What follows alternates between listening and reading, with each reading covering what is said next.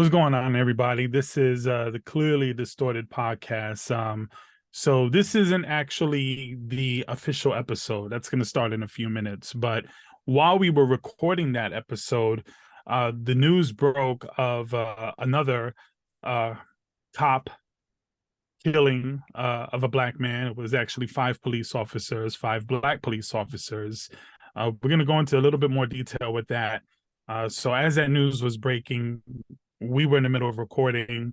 Actually, I think what came out was the actual footage of the incident. So we're just going to briefly talk about that, and we'll have more next week with our episode with Patricia. But just to keep this as current as possible, because this is such of a tragic and a big story that's going across, we wanted to make sure that we touch on it. So, Daym, welcome to the podcast. Of course, this isn't our normal way we normally do this, but you have some details if you want to go through them before we get started. I don't want to, but we must.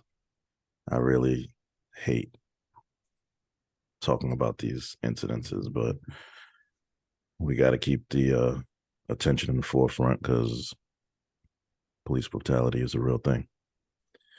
So on January 7th, Tyre Nichols was pulled over by the police. Now, initially they stated the reason for the traffic stop was reckless driving. However, the Memphis police chief has stated that the footage showed no evidence of a probable cause for a traffic stop at all, which refutes everything that the officers involved initially stated. After they stopped him, the cops opened the door, drug him out of the car, wrestling him to the ground, and all the while this was going on, he's screaming, "I did nothing wrong. I did nothing wrong." Then more cops joined in, trying to forcefully pin him to the ground while shouting threats of physical harm, shouting they're gonna break his arm or some shit like that. Then following that, it appears a officer tased him. Somehow he gets away, breaks free, and starts running in the direction of his mother's house, which was only 80 yards away from where this all was happening. Then the body cam footage later shows Tyre on the ground being pushed, slapped by the cops as he screams out, "Mom."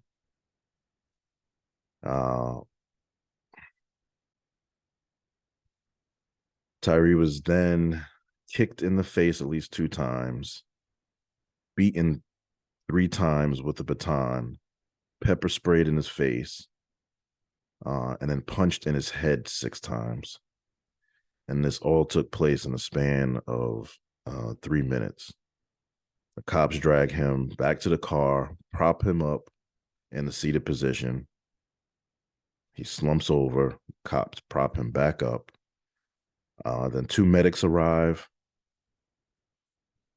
and it took them 16 minutes to provide Tyre any aid after they arrived, and the whole time other cops were just standing around. So no one saw fit to provide him any medical attention for nearly 16 minutes after the incident ended. And then he died 3 days later in the hospital and left behind a 4-year-old child. It's important that Damien reads through the details like that, because when you watch it, you might miss some of those just because it's so much happening, right? You might be focusing on one cop, or might be focusing on the victim in this case. Hearing the breakdown and then replaying it in my mind, because I watched it several times,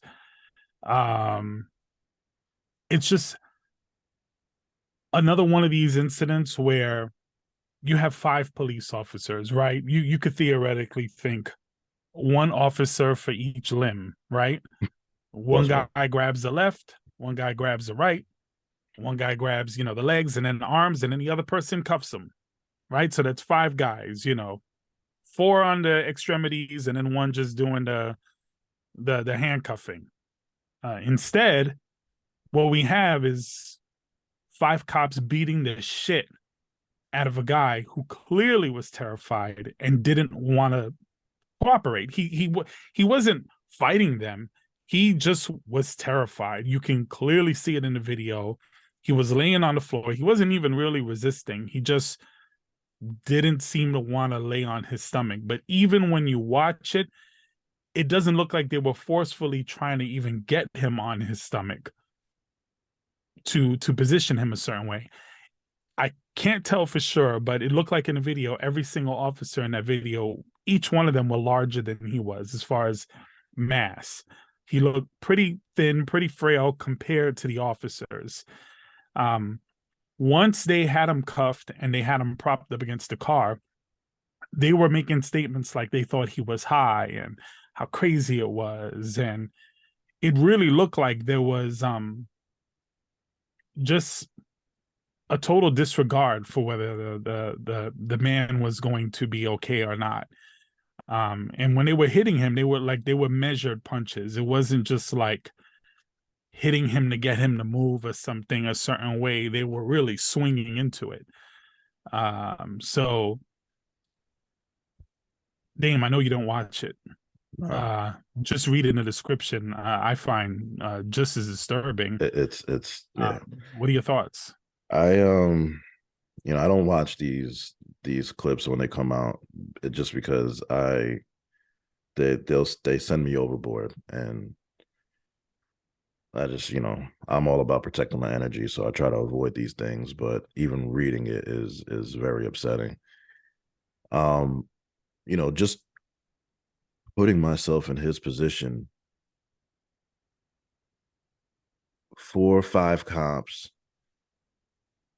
trying to forcefully put me on the ground, knowing I did nothing wrong. After George Floyd, I can imagine that had to be going through his brain. He's in survival mode. At this point, the cops are not acting in a manner that cops would act. And so I would think he was in just survival mode, and he was doing whatever he could do to protect his life and get away. I know, and I'm not certain how many states do this, but I know in some areas, police, the protocol is for them to back off, depending on like if somebody just drives off crazy, like if they're driving 100 miles an hour. Yeah, the some high-speed protocol chases, then some high-speed states will chasing back off. Yeah. You would think that if we can apply that logic to not endanger either the public or the police or the people involved, suspects or whatever, that there would be some sort of protocol in place. Hey, look, this was a minor traffic violation. It doesn't have to escalate. There was not even. It doesn't have to escalate. What? There was no traffic violation. That's it wasn't even. What was the official? I mean, according to the chief of police, she stated that based on the footage, that there was no evidence of probable cause for a traffic stop. They had no reason to stop him. Right. So what was the reasoning that the officers gave? Reckless driving. Reckless driving. So even for something that would be considered not a terribly small infraction, but it is a small infraction. It's not like, he was doing anything crazy. And I think that's part of the whole reason why they were saying, oh, he was high. You see this frequently in these police brutality videos or murders where you hear the dialogue between them because they know they're being recorded, right? Right. So, oh, yeah, he must have been high. Oh, that was crazy. Or once they realize and they start thinking, oh, shit, they fucked up. They fucked up, right? They start having these conversations among themselves in most cases. I have to touch on the racial aspect of this. There are some people who are talking about how this isn't a racial issue because the 5 police officers were black and the victim was black. So because of this, this isn't a racial issue at all. And I definitely disagree with that statement, that sentiment. But Jason Whitlock in particular came on television on Tucker and basically just accused all of them of just being a bunch of black people who are like in gangs or behaving like thugs or whatever. And, you know, of course, Tucker is there, you know, nodding his head because, of course, he's got his token black guy up there just speaking like he's some white supremacist. That's the official, like, hey, let's get a black man up here to shit on all black people and paint this picture. I know this stuff really upsets you, Daym. I know you don't like to talk about it. I know this is the worst part probably of the podcast to talk about. This segment is only going to be a few more minutes, but and it's a shitty way to start the podcast. We usually try to start the podcast with something positive, but just going into this, it's something that we have to address. But do you have any thoughts or comments on that narrative?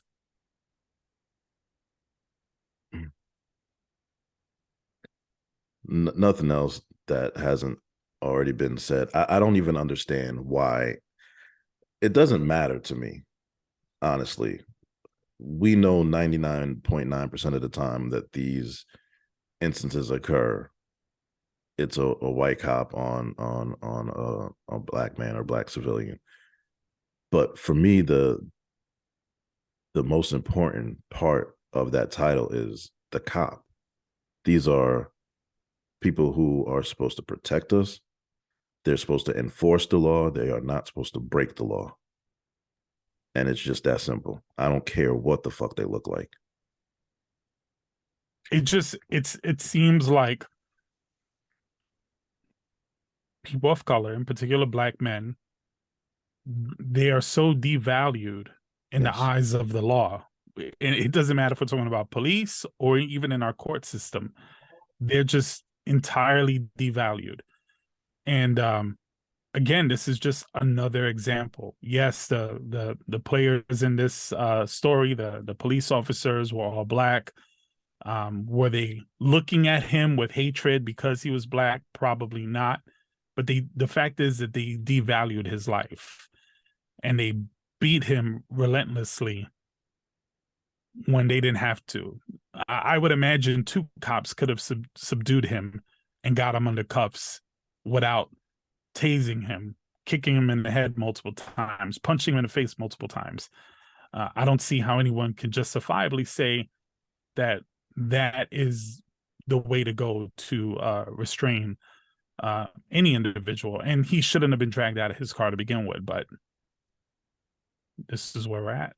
Again, yeah, I've seen people get tickets for reckless driving, not killed.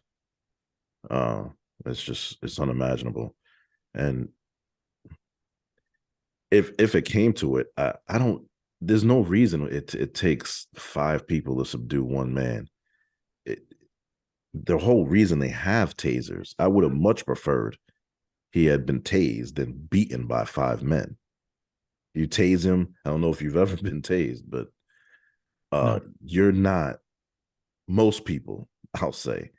I know there are some that are on, certain drugs that will fight through it. Yeah, but majority of the time, a tase is going to stop someone for a couple minutes, and you will have ample time to cuff them and secure them. So yeah, and it looked like he was cuffed sense. for a while they were still hitting him. So it wasn't like the brutality stopped once they. Oh yeah, but they made him run. Yeah. He made them run, so now they got to get their get back. Right. It's ridiculous. Right. This is it's one of these horrific stories. There's going to be more to come. I'm sure there's going to be a lot more developments. I watched some of the things that Al Sharpton said, and I thought, as usual, pretty powerful and on point. But more to come. I know that scared and preparing for riots, and it's probably just the media talking shit as usual. But we're gonna see what happens, and I'm sure we'll be discussing it not this episode, but the next episode of Clearly Distorted. So hope you guys enjoy this episode coming. I know Damien has one more thing before we go that he wanted to just clear up. So I just wanted to add one thing to this before we end it. There is a GoFundMe for Tyre's family. So if you care to help out, GoFundMe.com/F/Tyre-Nichols. And we will include that down in the description as well. And there was also a correction you wanted to make. Yes. So in a few minutes, we're going to discuss a topic about Florida Governor Ron DeSantis, and I stated that he has no educational background. That's slightly incorrect. He taught for 1 year, for whatever that's worth. And according to some of his students, while teaching the civil rights, he sided from the perspective of the Confederates, that their property was being taken from them and they had every right to fight back. So I just wanted to head that in to correct myself for what you're about to hear. Enjoy. You know, for accuracy's sake, you should have just said he didn't have a brain. Then we wouldn't have had to make any clarification there. But it would have been a little anyway, enjoy the episode, guys, gals. Appreciate the support, and yeah, we'll see you soon. Peace.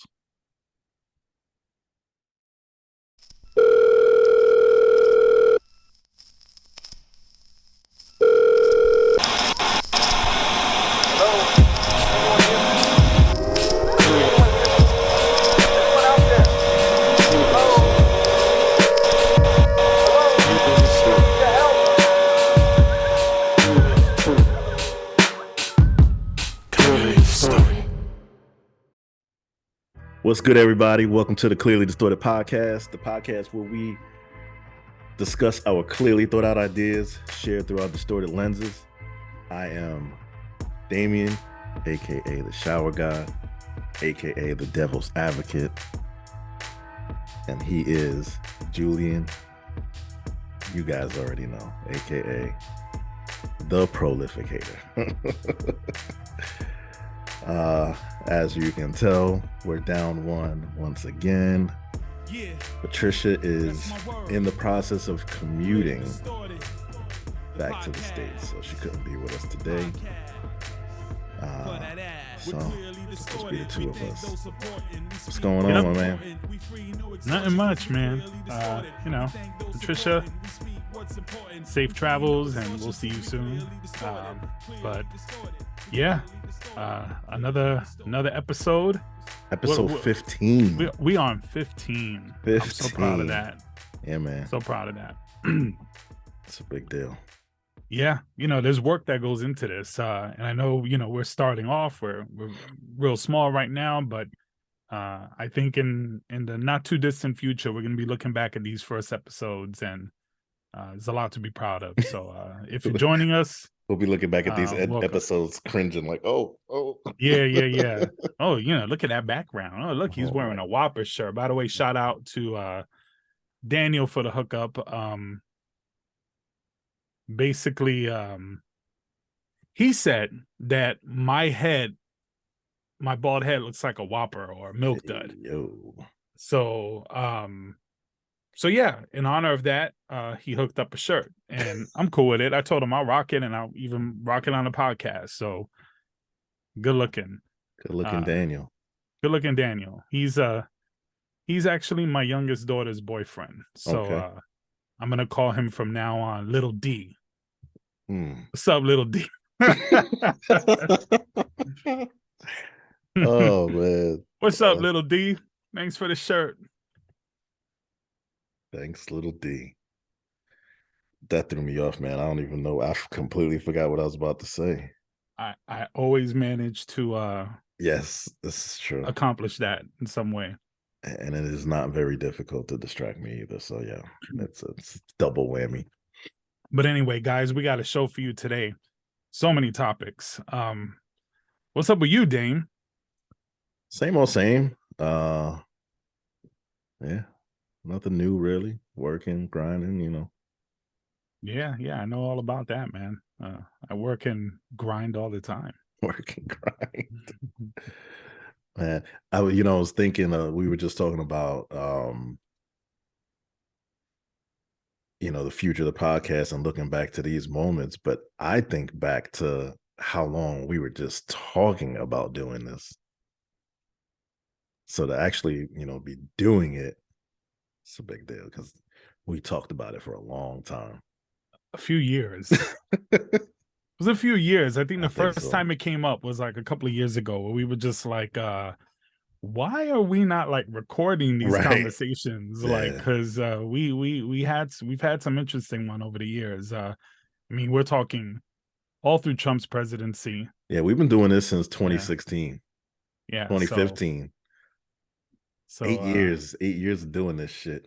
Yeah. And the group we originally had on the chat was a little bit larger.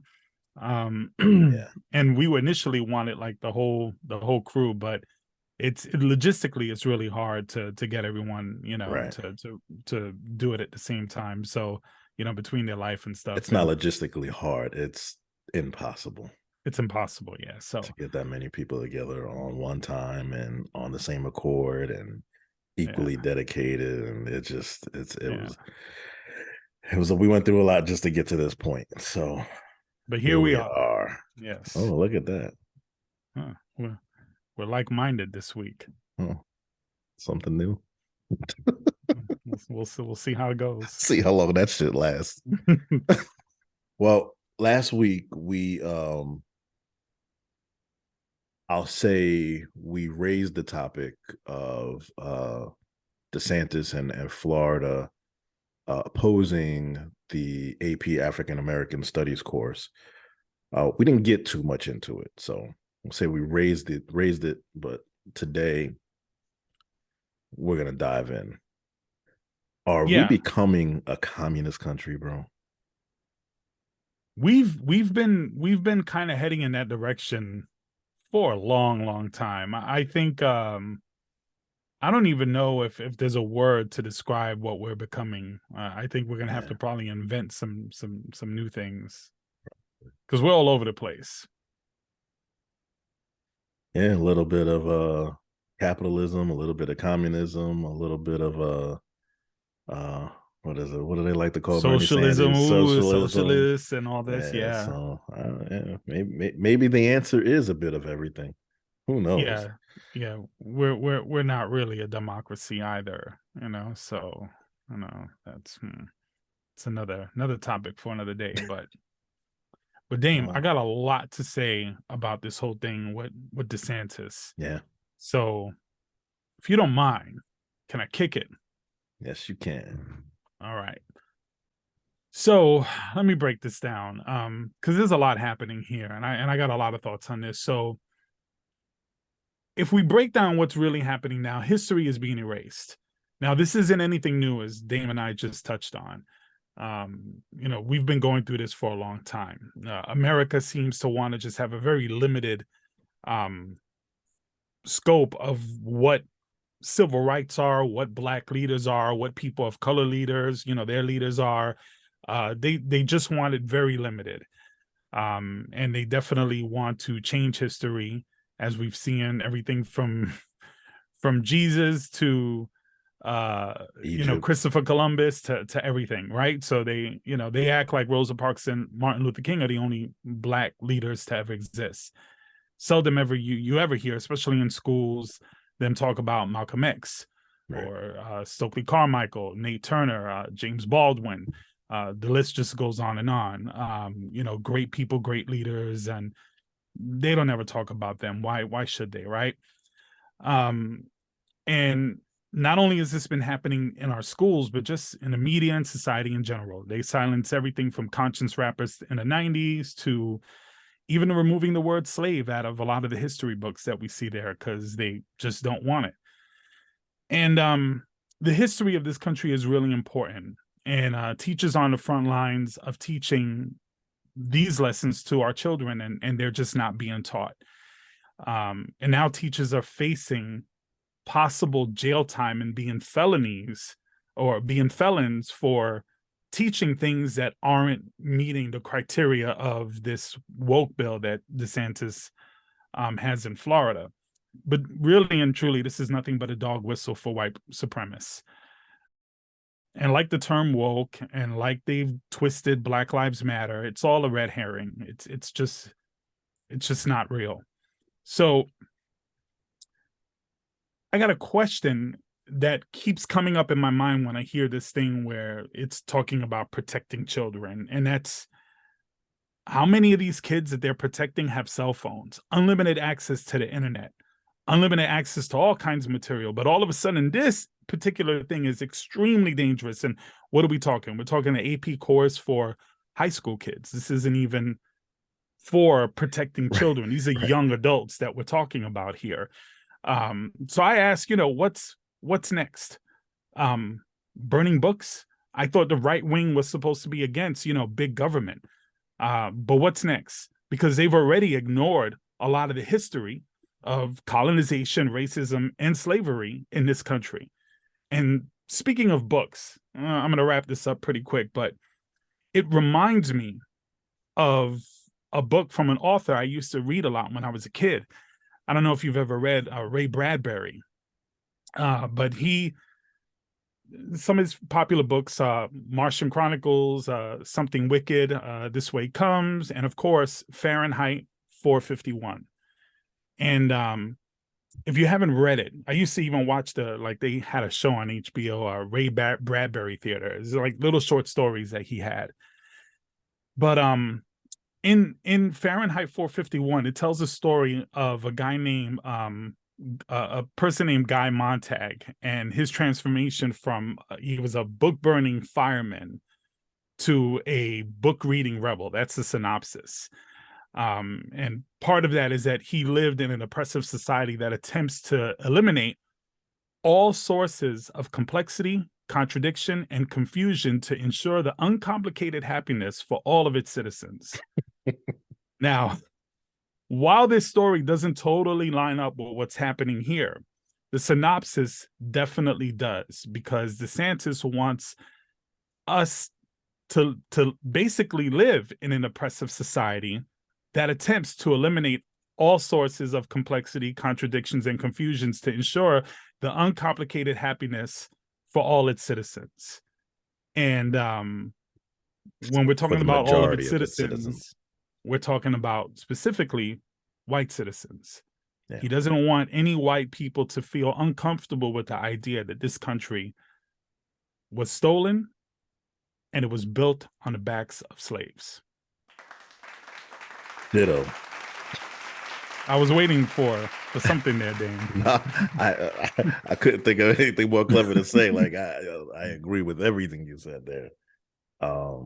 It's wild, man. It's wild. So it's tell almost me a little it's bit like about... it's like numbing, like brain numbing, to try and even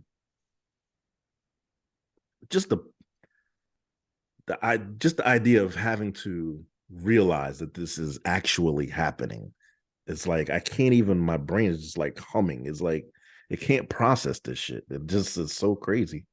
It makes no sense.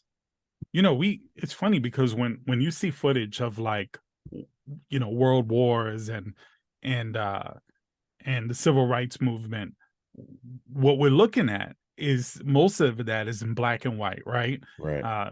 Everybody talked a little bit differently, dressed a little bit different. So we're so mentally, I think we're so far removed from that stuff, but we're not. We really aren't. People tend to think of it as, oh, those were the bad times. And although I can't compare what's happening today to those times, we're moving in a different direction that's just as bad, just not as obvious. Right. And to me, that's probably the scary part, because I think while most of us are distracted with work, with overworked, inflation, and all this other stuff, we don't realize how slowly, and I touched on this last week, they keep chipping away at the rights, whether it's women, whether it's people of color, whether it's you know, LGBTQ, whoever it is. It's just something that we constantly see happening. I will say, part of the discussion we had on this topic last week was, I pretty much just had the point of view, like, we just gotta basically lay down and take it, because there's not really much we can do. Happy to be wrong, but there are pending lawsuits.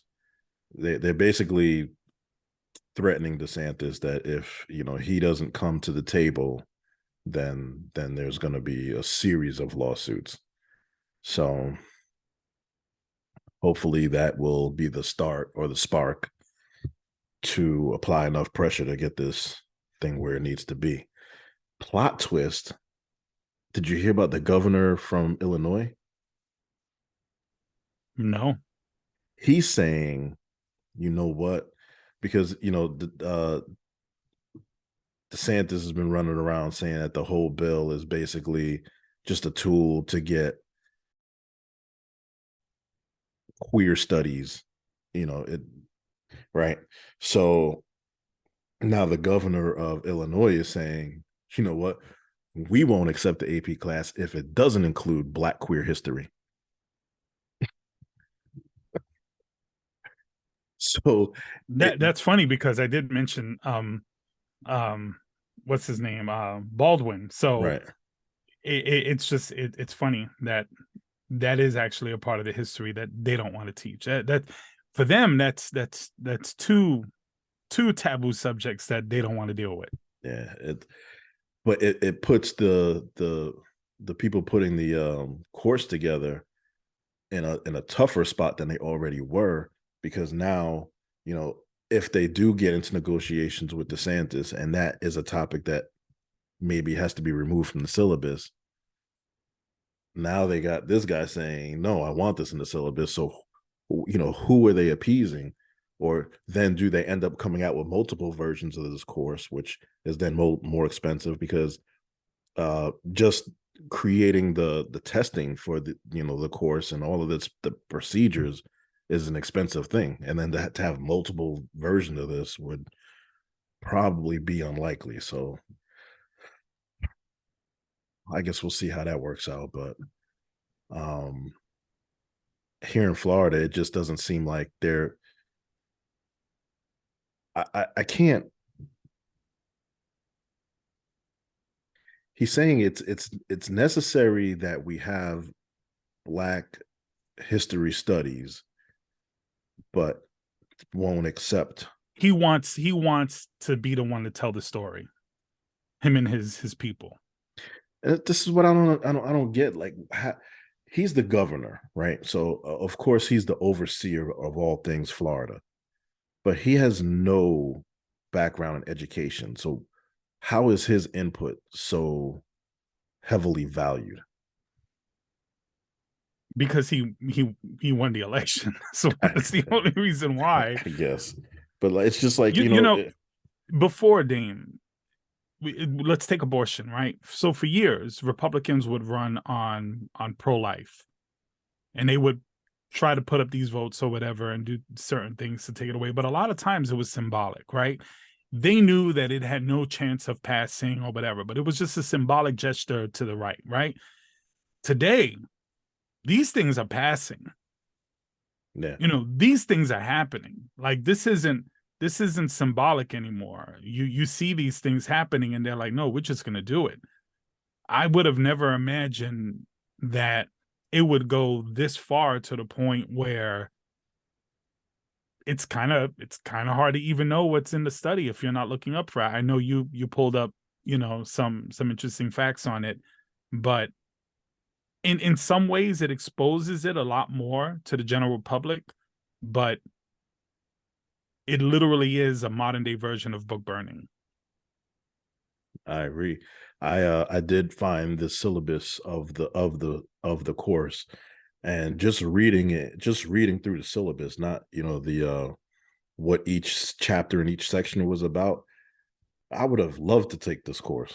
Like I was like disappointed. Like why, I wish this was available to me when I was in high school. What I DeSantis did was learned things just reading the syllabus. what he did was kind of slick. So I know in some circles in the Black community, right? There's a homophobic segment in the Black community. Yes. So by him highlighting that portion of it, that's his way of getting Black support behind it.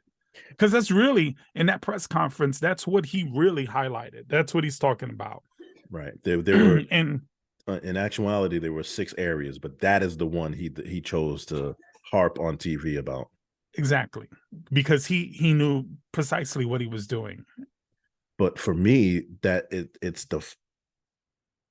the reason why we need that part of the course, is because we have to grow past that place and we have to have these discussions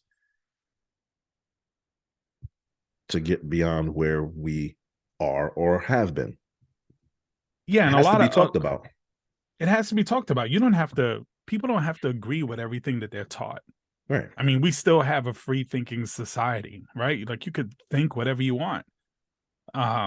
Whether it goes against the facts or not, you're free to think what you want. But the idea that you're going to prevent people from learning, it's so that way they don't have that freedom of thought.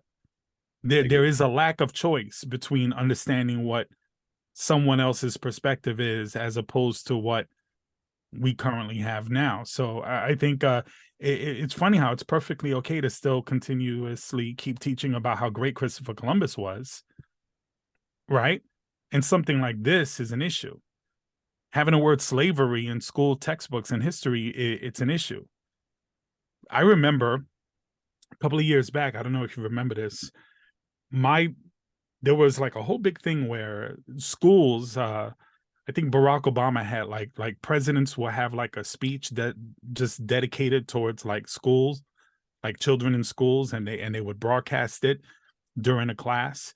So when it was Obama's turn to do it as president, there were plenty of schools that refused to air it, that refused to show it. And even my daughter's school at the time, there was some buzz going around that they were not going to play it, but thankfully they did. And when she was attending it, she actually got to see Barack Obama on TV addressing, students in America. But there were plenty of schools that wouldn't show it. I don't know if you remember that, and I could be butchering the story a little bit. Yeah, but I don't remember that, but yeah, I think it's important for people to see, for people of color to see someone of color in that position, just to know that it's attainable, and to know that it's not everyone's against you, because some people feel that way. But man, where do we start with this shit? So in Florida, we have AP European history, ironically, Italian history and language, AP German history, and AP Japan. The axis of powers in World War II. We can study all of them. We can study the Holocaust, but we can't study our own history, what happened here in this country with our own people. And what continues to happen. Because some of our history includes people who have different sexual desires than some of the rest of us, that they're still part of our history. What is that? Why is that an issue? The course is not teaching you to become this way. Right. So it's discussing part of our population that is this way. Right. And understanding them and understanding their importance. It's like, I feel like I'm talking to like this is like the whole population of Florida is children. Like, why isn't this like, who doesn't understand this? I don't know, but it's definitely an attempt to keep Florida red.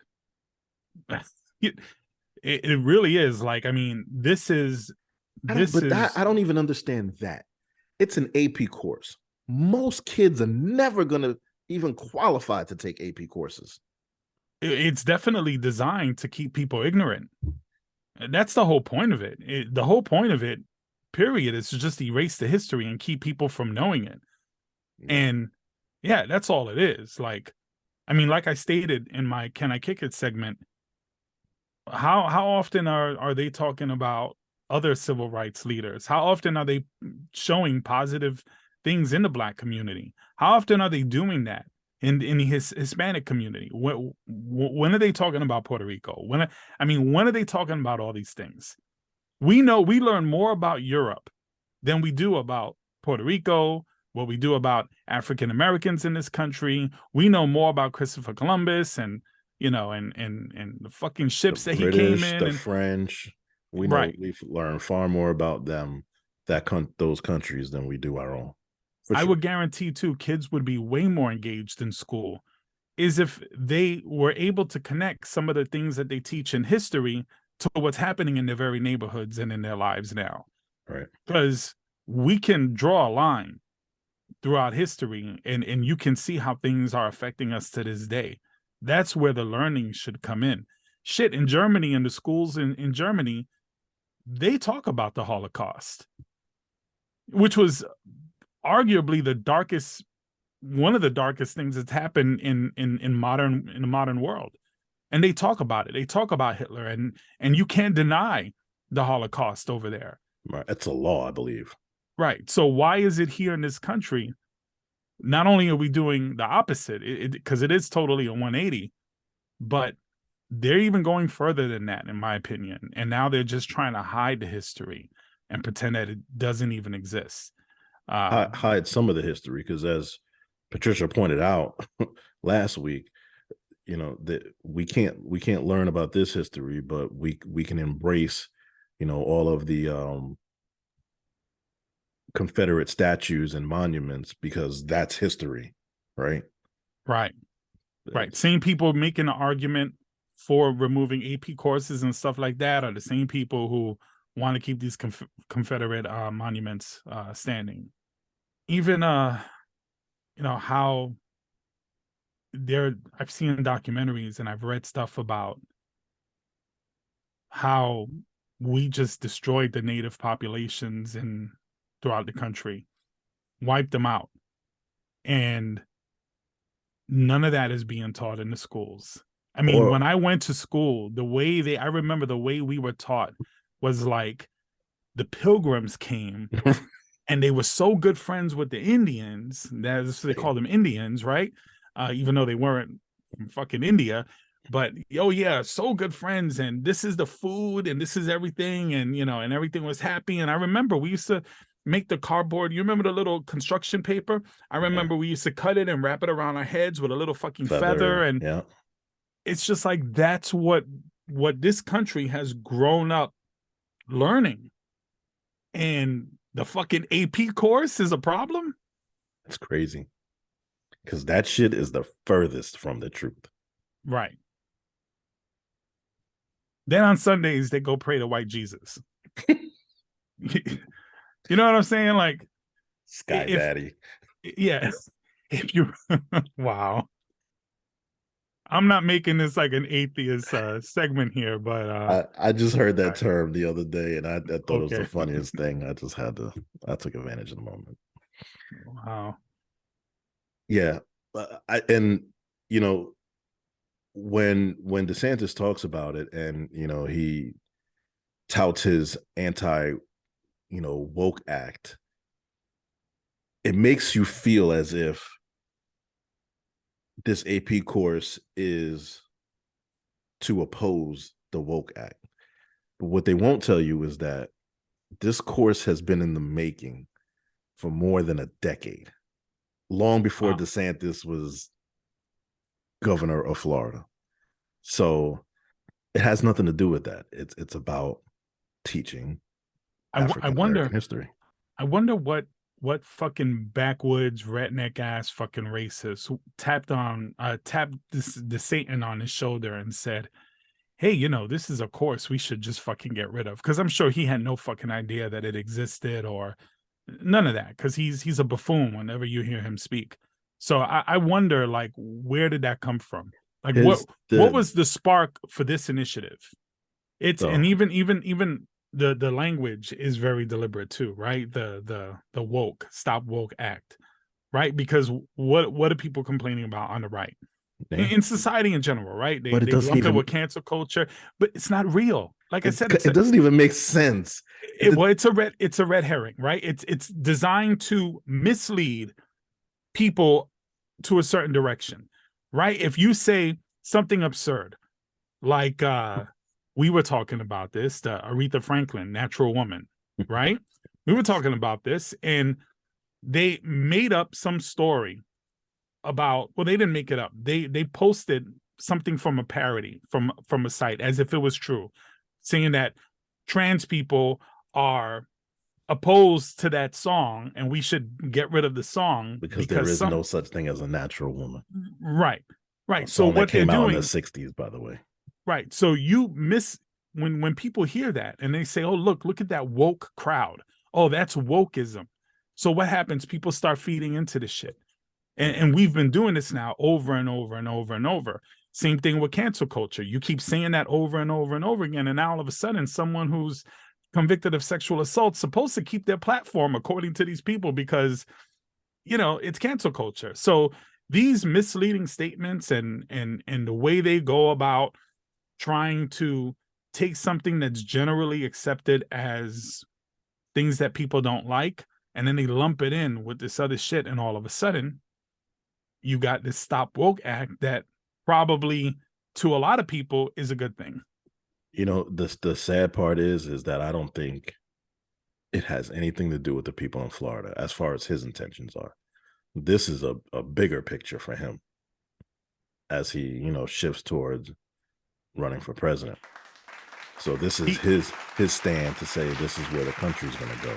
This is his leadership moment on that side, right? This is his moment to say, look at what I started. Because other states are going to start adopting this same sort of shit. I'm sure Texas and Alabama, and I'm sure it's coming. But they want to see how he handles it first. They want to let him take the first lump. But right. And he'll take it.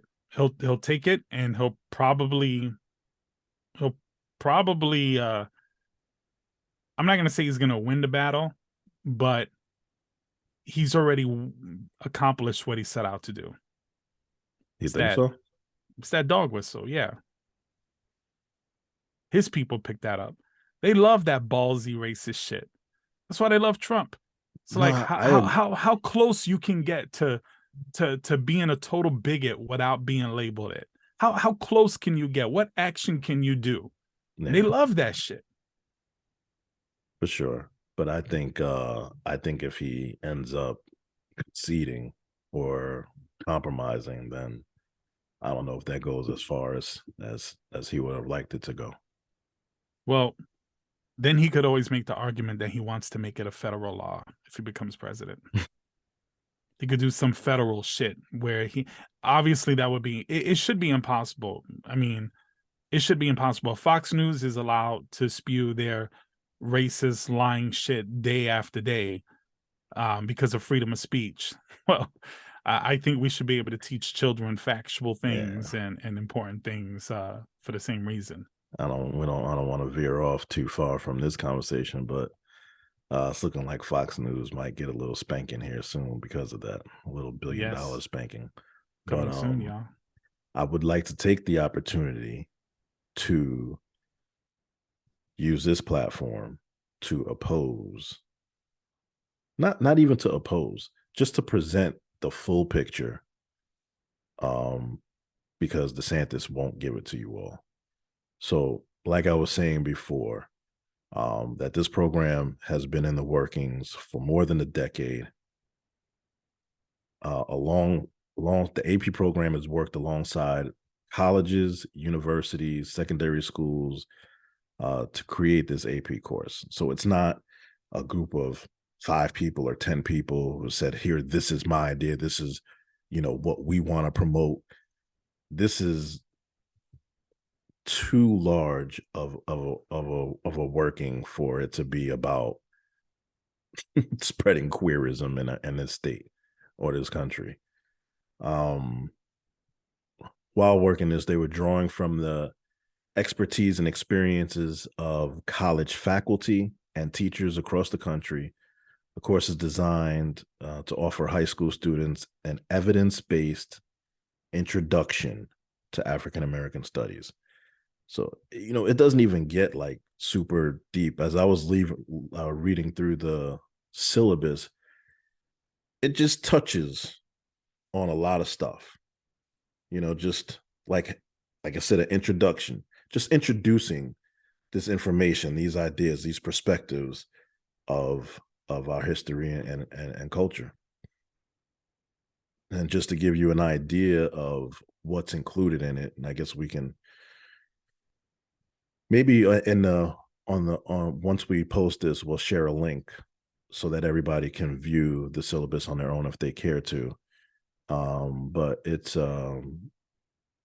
interdisciplinary course, reaches into a variety of fields like literature, the arts, humanity, political science, geography, and science, to explore vital contributions and experiences of African Americans, which is the history of African American studies.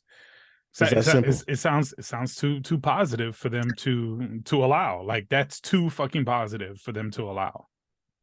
And so far, more than 200 institutions have already committed to supporting the AP African American Studies through credits and placement policies.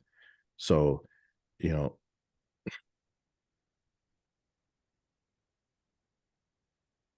it's a lot of nothing that they're making a fuss over.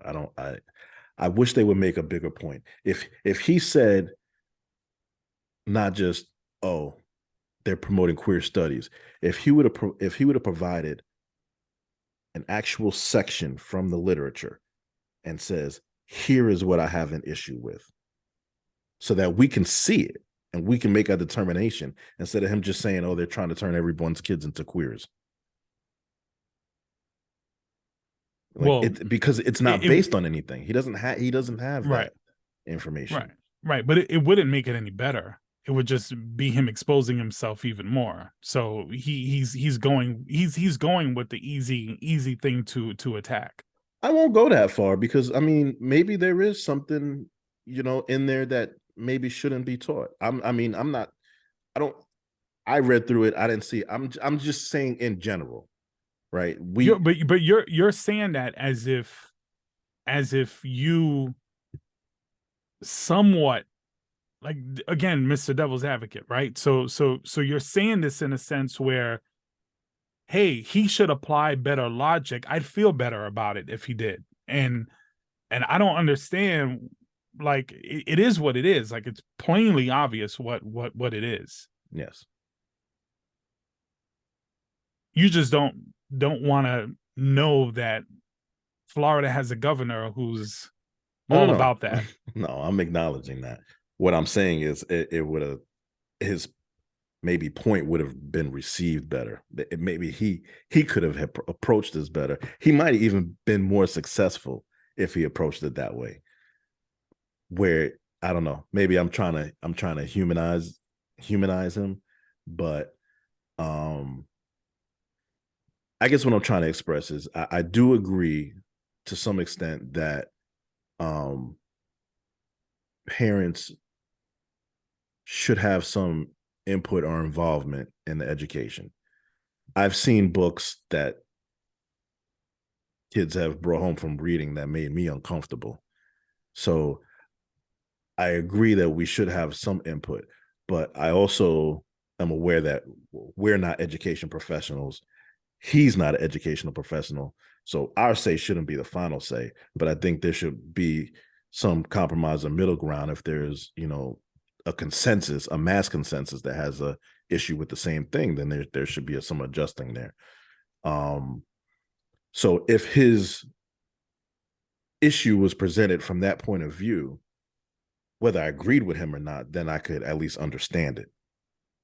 But that's not the case here. There's no logic to it other than you just have to point it obvious. And I hate to be that person, but No, and you you know I'm always going to be don't. that person, but it comes from shit. It just comes from shit. There's no enlightenment. There's no, because if there was a legitimate reason that he could cite and say, you know what, maybe we should rethink this, it wouldn't be to ban the whole course. It would just be like, hey, let's have a discussion about this particular thing we're talking about. But that's not what it Exactly. is. For those who have only heard his statement as to why he opposes it, I'll give you the full background, because you probably won't hear it anywhere else. You'll only hear that it is teaching your children to be queers. So there were 6 sections of this course that they had a problem with. The one you heard about is the black queer studies. Another one was intersectionality and activism. Man, that sounds horrible. Movements and methods in Black studies, Black feminist literature thought, Oh, I'm sure that set them on fire. the reparations movement. Man, Oh, let's not don't let them get started on that. Don't let them get the idea of reparations. And then the 6th one was Black study and Black struggle in the 21st century. there we go. They don't want to talk about that. They don't want it acknowledged. There's no problem. There's no more racism. Obama was president. Remember that? These things are real. These things, I mean, these aren't made up things. These are real things. It's made up in their mind. It's made up in his mind. And why allow this to be spoken about? Just get over it. That's the narrative. Have you ever had like a debate with a white person who has that sort of thought process where we've moved on and I have the same opportunities you do? And have you ever had that conversation with someone? Yes. I know you have. Yeah. I've seen it. I've been part of the conversation with you going. That to me is one of the worst things, because you can go, like, for instance, my wife doesn't, her first name is Tanisha, but she uses her middle name, which is Nicole, frequently, so that way her name doesn't sound like a Black name. This is something that and even me, I can't escape Ortiz, right?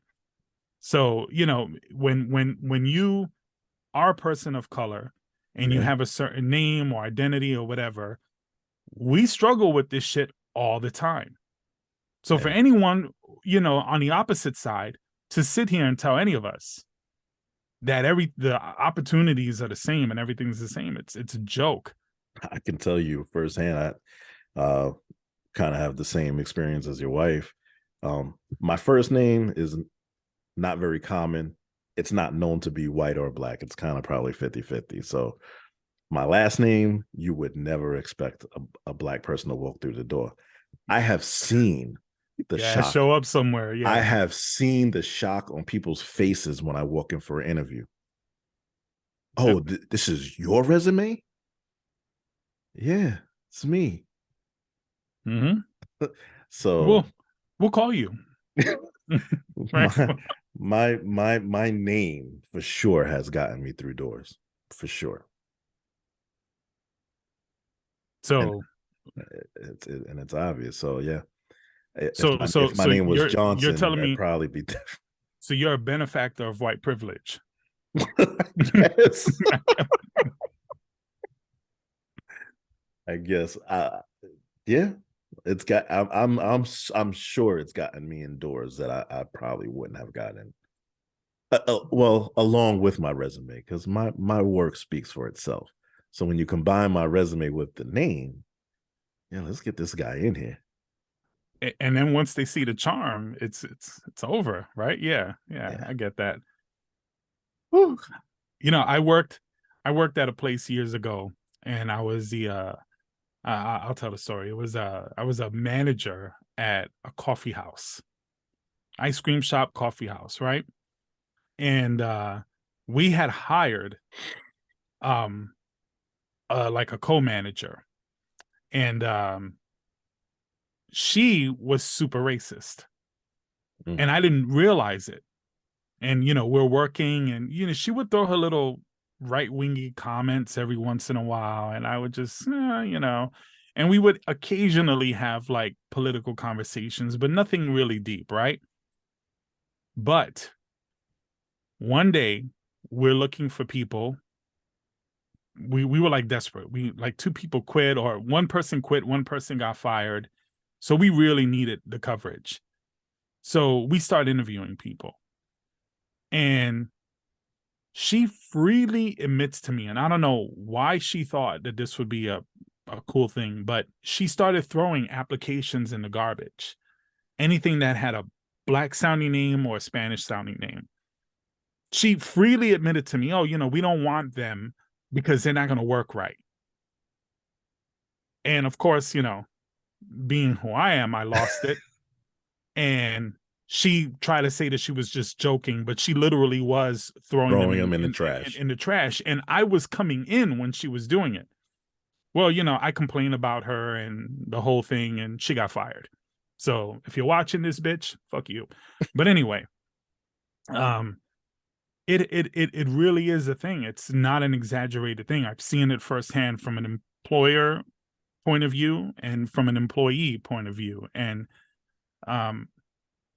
yeah, I don't want to sidetrack too much from the original conversation we have here, but I just think it's quite ironic for anyone to kind of be able to tell people of color, in particular Black people, what their experience is or what their history is. It's absurd. Today. Because it's not over. So, Julian, I think it's important that we just take a little time to review these 6 areas of concern for the state of Florida, just so people can hear and not assume what these parts of the course actually are. Because apparently DeSantis isn't interested in providing that actual information, just his own personal opinion. So, Black queer studies, which is the hot one, right? It's the one he talks about every chance he gets to get on TV. The topic explores the concept of the queer of color critique, grounded in Black feminism and intersectionality as a Black studies lens that shifts in sexuality studies towards racial analysis. Students may examine text by writers such as Kathy Cohen, Roderick Ferguson, or E. Patrick Johnson. I don't know about you, but I didn't get anything there that was offensive or in any way suggestive. And again, what are we talking about here? We're talking about high school kids. We're talking about young adults here. So, like, and probably junior and seniors, right? Because AP courses are for college credit, so likely they're. Right. How many? My question is, how many gay people do you think those students run into by the time they get to high school? You know what I'm saying? Like, just the whole argument is dumb. It's like, if there's unfortunately, if there's one thing that a white racist can identify with a person of color, is homophobia, if that person is a homophobic. Right. So somehow they can try to find like the whole Kanye West thing, right? You can a lot of those right-wing philosophies he identifies with because he himself is a homophobe and he himself has issues with some of these things. So it's an easy kind of gateway for even non-people of color to kind of buy into this shit. Right. So it's just bigotry all around. But I'm just saying, pick your poison, and there's a flavor for almost any of them out there. And it makes plenty of sense why he would have picked that one, targeted that one. Second one is intersectionality and activism. This topic examines intersectionality as an analytical framework and its connection to China and Asian American feminist thought. Students may explore a text from the writings of Kimberly Crenshaw, Patricia Hill Collins, or Angela Davis. We all know who Angela Davis is. Third one, movements and methods in Black studies. This topic explores how Black social and political movements shaped Black studies and the impact on institutionalism in universities on the field. Students may examine a text by Sylvia Wynter. The fourth one is Black feminist literature thought. And this topic explores the literary contributions of Black feminists and womanist writers. Students may examine a literal text from authors such as Toni Morrison, Gloria Naylor, Bell Hooks, and Nikki Giovanni. The fifth one is the reparations movement. This topic explores the case for reparations for centuries-long enslavement and legal discrimination of African Americans in the U.S. Students may examine House Bill H.R. 40 and a text by Tanisha Coates. And six, Black study and Black struggle in the 21st century. This topic explores reflections on the evolution of Black studies and the field's salience in the present through a text by scholars such as Robin D.G. Kelly. So nothing really crazy there, if you ask me. I think the one that I would have thought was the biggest issue was the reparations movement. It might be but they won't right. say it.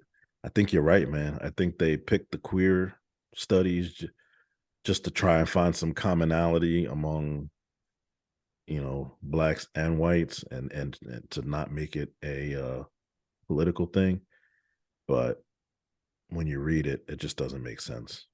Right. And then adding on top of parental voices, like there's just some of the language that he uses, and the right wing uses in general. They're just little nods and dog whistles and to white supremacists. And then it's also taking a common person who's not really focused or paying attention, but just hears something in a press conference and they say, I like that. He's about parents having a voice, in our children's education. And right away, like you get people who cling on to that and they don't want to know. They're not going to do what you just did. Yeah. And even for our audience, Daym just broke all of that down. The news isn't really covering like the actual descriptions of this, the syllabus. So, hey, that's what they do. And I always tell this to my family and people aren't politically inclined. You gotta dig into this stuff a little bit. You can't just take the news blurbs and you gotta at least ask a question. Right. And then go find that answer. Because that's honestly what led me to this, because, he was talking about Black queer studies. I've never even heard that term before. So I was like, what does that mean? And that's the soundbite you keep hearing when you tune in and you keep hearing it, because that's the part of the press conference that they're playing. But he didn't address anything else from what I saw. I even looked up the word queer because I was like, maybe I don't understand, because I remember this, it was a slang word. It was a derogatory term 30 years ago. Yeah, I guess, yeah. So I was maybe, it was slang. Maybe I don't have the correct understanding. So I went and looked up the word and I was like, okay, no, I got that. So what is queer? What is he talking about? Queer studies? Like, what is that? So then I went digging and then I found the syllabus and then I found all of this. And I was like, man, this shit is nothing. It's nothing about nothing. I mean, you look at it, as you expressed before, in our community, homosexuality is taboo. It's getting better, but it's something that needs to be discussed because that's the only way we're going to continue to progress. And it 100% has its place in this curriculum. If you're a person, in my opinion, if you're a person of color, right? You don't side. You shouldn't side with white supremacists because you are homophobic. Right. You know what I'm saying? Because whether you are for gay people, trans people, whatever it is, they're still your brothers, they're still your sisters, they're still your people. And I know that's hard for a lot of people to accept, but we're all in this community together. And someone's sexual orientation and what they do in the privacy of with their bodies and their lives, it's nobody else's business. But at the end of the day, I don't even understand why people care. That people are so invested in it. Why? It doesn't. Who cares? Right. Who cares? Who should care? Even with people involved. That's it. The color of your skin or the, where you were born or where you're from. Why is this still like really like people are going to literally be upset at you because of the way light reflects off of your skin? Yeah. That's literally what this shit comes down to. But for them, it's the whole thing. It's the queer thing. It's the black thing. It's the reparations. It's the feminists. It's so many levels to this study that totally goes against what someone like DeSantis wants to see taught in our schools.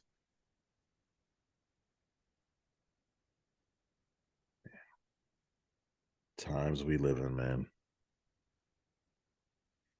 Times we live in. We started this topic, I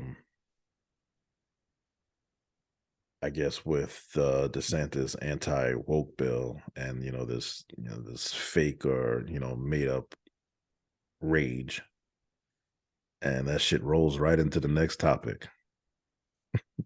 Well, ladies and gentlemen, this may be the longest topic we've ever had on this show, so let's move on because this shit is depressing. It might be the longest topic we've covered consistently because we got some topics where we branch off 5 different times. Yeah, that's so true. We did pretty good at staying on topic in this one. So high five, Patricia. She would have had us sidetrack a little bit, but I'm sure. So Microsoft is rolling out a power saving option.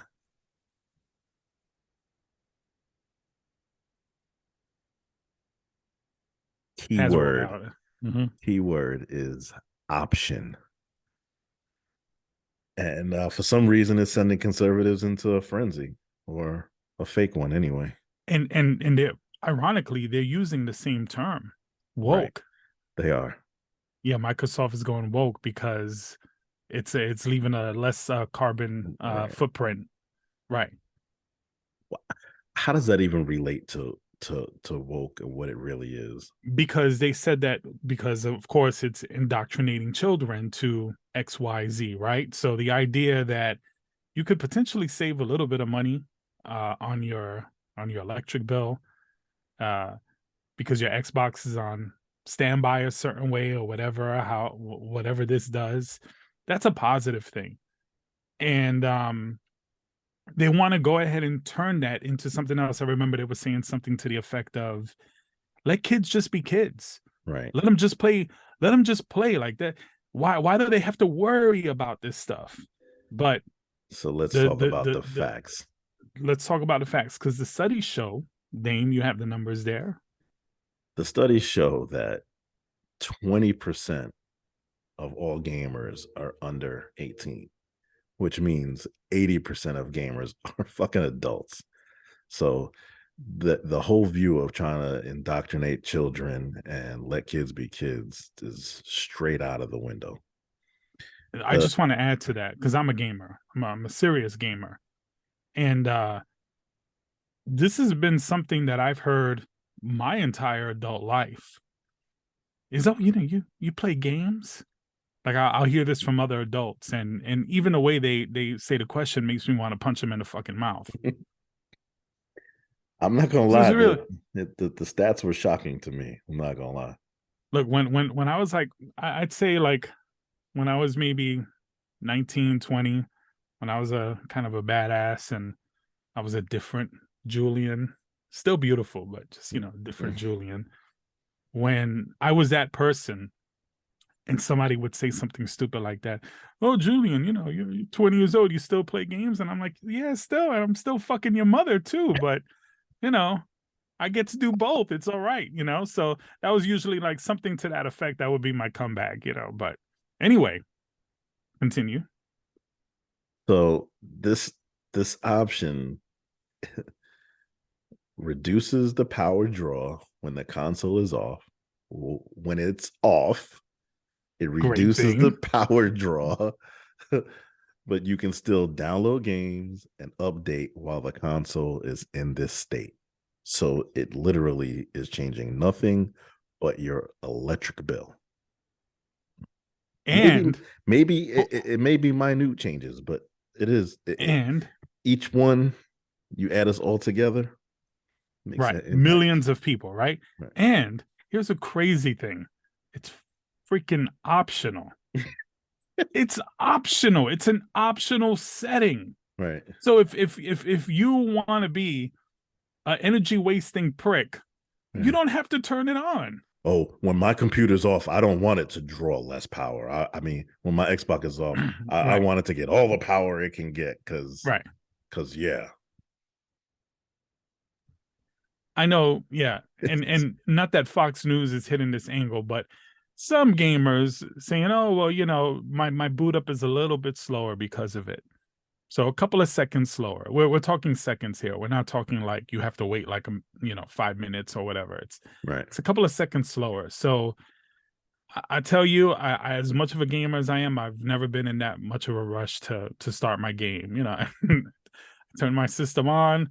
Usually I'm getting comfortable on my chair or whatever it is. I'm, doing my thing and the game pops up and I'm on. I mean, if we're talking seconds, if it was like minutes, I'd probably have an issue because I'm impatient, but it's optional. It's optional. This is the this was like this wasn't just like a blurb on Fox News. Like every show was talking about it on Fox News. Like this is the most meaningless, newsworthy topic we've had so far. Because this really is the most meaningless thing. But we have to cover it because the news is their reaction to it. Yeah. And this is all part of the wokeism, right? So any kind of activism, anything that has to do with bettering ourselves, being better human beings, being better for the planet, being better to one another, loving each other, leaving a better place for our kids, saving a little bit of money. It's just all terrible. It's just all horrible. I mean, yeah. If you really put it together, like what are they arguing about? Like they're arguing about all these beautiful things. That's why I call it fake rage. Like it's just it's back to the example with that fake account that put out the tweet about the Aretha Franklin song. It's just to create fake rage. It's not real. It's rather creative. Like if you think about it, it's pretty fucking creative to whirl this whole shit up from something so simple, but it's still at the end of the day is a bunch of bullshit. And just to pad the stats a little more, right? So because honestly, this was shocking to me. I did not think the stats would fall this way in terms of the age range of gamers. So just to share with everyone, as I stated before, 20% of all players are under the age of 18. 38% are 18 to 34. 14% are 35 to 44. 12% are 45 to 54. 9% is 55 to 64. And 7% is 65 and older. So Gaming is not a thing for children. Ladies and gentlemen, these are grown adults in this gaming world. So Fox News, shame on you. The video game industry is enormous. It's enormous. And to think that if they ever figured that shit out and understood what a huge demographic that is, maybe if they try to be a little bit more on the side of gamers, you know, they probably get more people on their side. And that goes for Democrats and Republicans, because time and time again, the video game industry gets attacked. It's an easy industry to attack, just like they used to attack the music industry, still do in some cases, you know, and films.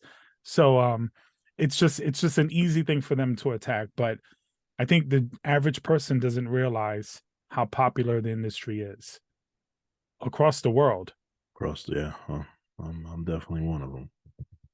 The idea that even China recognizes how huge the market is and how much money it generates. They are now developing games, because we've never really had like really great AAA games from China. Like it's never happened. When you say AAA games, just for the non-gamers, a high budget game, a big budget game.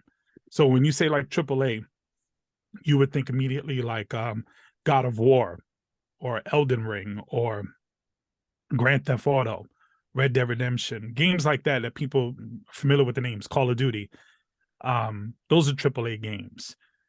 And just like the film industry, those are like the big summer blockbusters of video games. Speaking of Fox News, we mentioned them briefly earlier. They're currently going through a defamation lawsuit by Dominion. It's a company that made the voting machines in the last presidential election. Sean Hannity, who we all know, testified that he didn't believe not a single word of the claims that they were making on air, though he continued to make those claims. So we know that they know better, and we know that they don't believe half the shit they say, but they got to feed the animals. Yeah. The crazy thing about that is it's almost the same defense that Alex Jones used during his trial, right? Except he was taking the angle that this is more entertainment, this is a show, and that whatever. But the thing that bothers me or amazes me is that this shit is completely damaging. You're telling me that the stuff Fox News was reporting didn't have an effect on January 6th? Of 100% it did. So how is this allowed? I get we have freedom of speech or whatever, but there are certain things that should cross the line. And I know people, oh, it's a slippery slope. No, like there are certain things, if it's going to incite violence, we got to put a stop to it. And it has to be not reactive. Because even if Dominion wins the lawsuit, the damage is already done as far as, you know, what the effect was.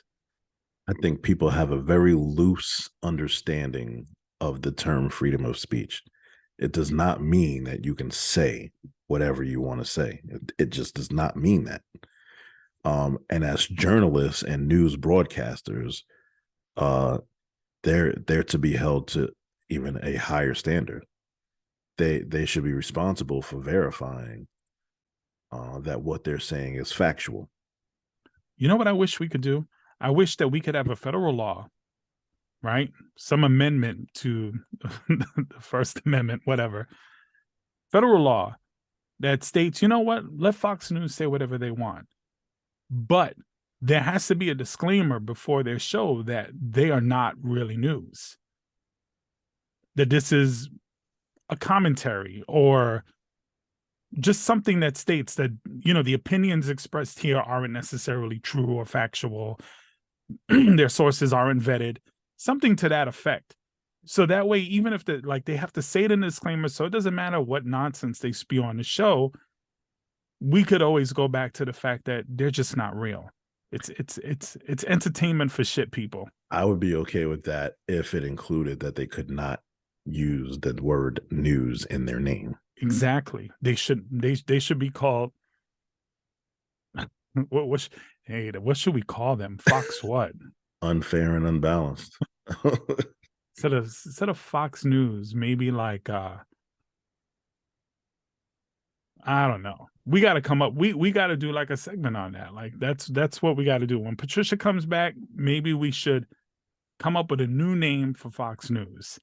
Leave a comment if you got a dope new name for Fox News. Right. Drop it in the comment section. I would love to hear it. That should be interesting.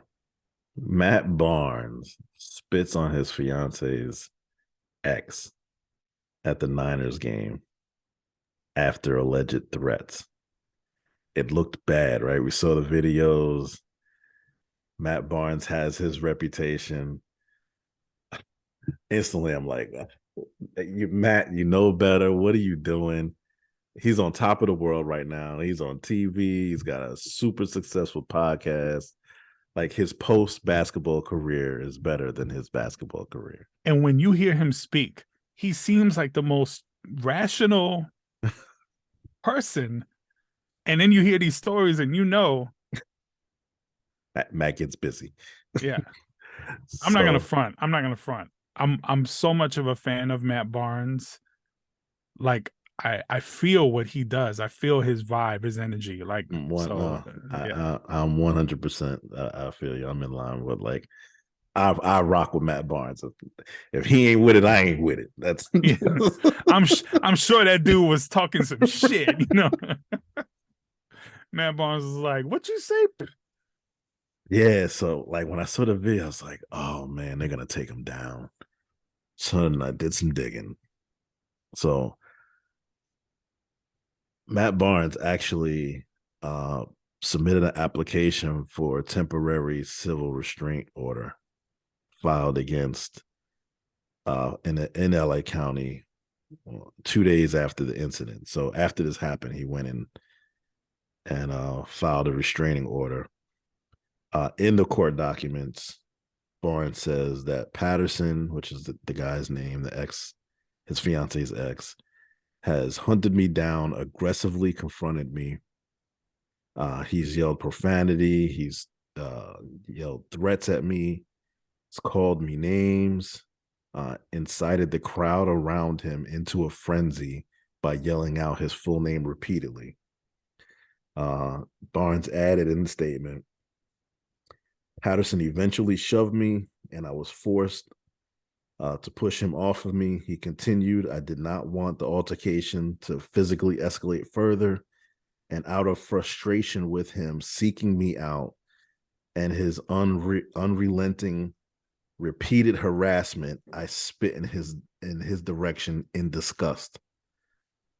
So as Barnes requested the TRO, he says Patterson Jr. has been terrorizing him for months, believing the man is jealous of his relationship with his ex-wife. And he said at one point in 2022 that Patterson Jr. threatened to shoot him with his gun. Wow. And he's asking the courts to restrict Patterson's from coming within 100 yards of him. So on the surface, it looked like Matt Barnes was just wilding out and had a moment, but there's some history here behind this. So here's the thing. So Matt Barnes is obviously successful. He's famous, and the guy is with Matt Barnes's ex. No, Matt right? Barnes is engaged to this woman. He is the ex of the woman of Matt Barnes' fiance. Okay, so he's mad that Matt Barnes got is his with, woman. Right. Wow. I wonder if Matt Barnes took that woman from him. It's a little ironic, actually. Derek Fisher, you're going there with that, right? Oh. Well, let's not talk about that one. but so yes, that's the situation now. Matt Barnes is engaged to a woman, and this woman's ex seems to not be happy about it. I was so glad that I found this stuff because I was like, man, they're gonna trash Barnes. But it's been quiet for him. No one's really said a lot, but I think it's because he immediately went in, filed a restraining order. So it kind of changes the light of things, right? Look, I mean, let's be serious here, just for a minute. This could be a threat to Matt Barnes. No, I believe it. It could absolutely be, a threat. Some of these people out here get crazy, like super crazy when they can't be with the exes anymore. Murderous crazy. Yeah. And I get a little crazy, but you have to understand that when you're messing with a public figure, which Matt Barnes is, and you're doing that kind of stuff. Now there's a restraining order on him. I don't know, like it's very plausible considering that part of the story you just said, that the guy was just stalking him and waiting for him to show up at some game, and confronting him outside. It's not it would be a really odd coincidence if they just happen to bump into each other. Yeah. Well, he did have tickets to the game. He did attend Obviously, the game. right. But yeah, just, that they just happen to be walking in the same entrance at the same time. Yeah, I don't know. Like he's like, that guy's just walking in. He's like, oh look, there goes that motherfucker. Like that. That's probably not what happened. He probably was, waiting. According to the statements that you just said about Matt Barnes, it seems like the guy is hell-bent to just kind of confront him. Yeah, he's been seeking him out. And luckily, Matt Barnes was just having a good day, I guess, because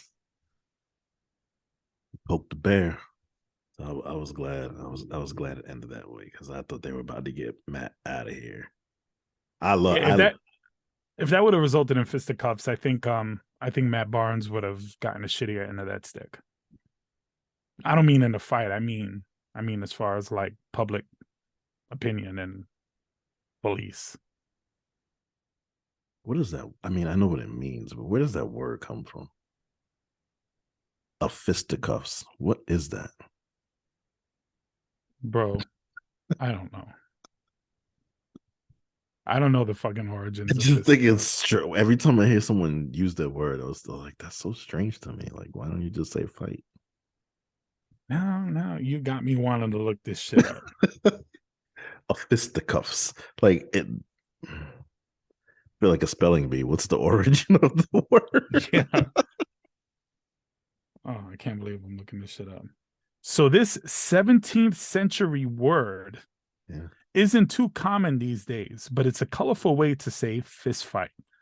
The word form may imitate handiwork, or it might be based on the now obsolete adjective fisty, related to the fist, combined with the verb cuff or hit. Fisticuffs. So there you have it. Fisty. I'm sure we all learned something new. It's about to get a little fisty in here. Yeah, that's actually kind of. I like the new word. Don't let me get fisty. I'm gonna spit something misty. Uh oh. He couldn't resist. Anyway, the bars. I hope Matt Barnes stays safe, and I hope this guy gets over that girl, because it ain't worth it. Yeah. These things don't usually end well, though. Yeah. Maybe the guy will find another female, and maybe next time it'll be, I don't know, Pat Beverly who takes his girl. Another crazy one. I don't know if he wants them problems either. Pat Bev is man. Pat Bev or what's that dude in Grizzly? Brooks. Dylan Brooks. Dylan Brooks. Fucking troublemaker, man. Anyway. Yeah, let's not get into that. Old news. Are we moving towards no more Fridays? 4-day work weeks? I've been talking about this shit for years, but what's going on, Daym? Because yes, we should. So, are we moving towards that? I don't think so, but we should. I think, when you hear the results of this study, I don't see how companies wouldn't be enticed to do so. It isn't the first study that suggested that this would be a smart thing to do. I don't think personally it should be left up to the companies. I think this should be like a labor law. I agree. Let's But get to it. but If you let's guys start. don't know what we're talking about, We got to start somewhere. So 33 companies spread out over 6 countries did a 6-month trial of a 4-day work week or a 32-hour work week. So this wasn't working 40 hours over 4 days, 8-hour days for 4 days a week. And what was the outcome? So the premise of the experiment was to see if employees could be just as productive in 80% of the time, all for the same pay. So working less, getting paid the same. What's the outcome? These companies found an increase in production. So they were just hoping to get an equivalent amount of production, but production actually increased. And it improved employee health and well-being, as well as positive impact on the environment and revenue, so financial impact as well. Employees are more motivated to work, so they're being more productive. They have more time with their family, still getting paid the same. The companies are using less electricity because they're closed an extra day of the week now. So the company's saving money. On top of that, they're increased revenue because these workers are more productive than they were. And it just seems like it's a no-brainer. well, Mr. Devil's Advocate, you know that the other side, the other argument, the side to that argument would be that the sample size is too small. We don't know, and that wouldn't apply to every industry. And of course, people are just lazy nowadays. This is a millennial, this is a woke conversation that we're having.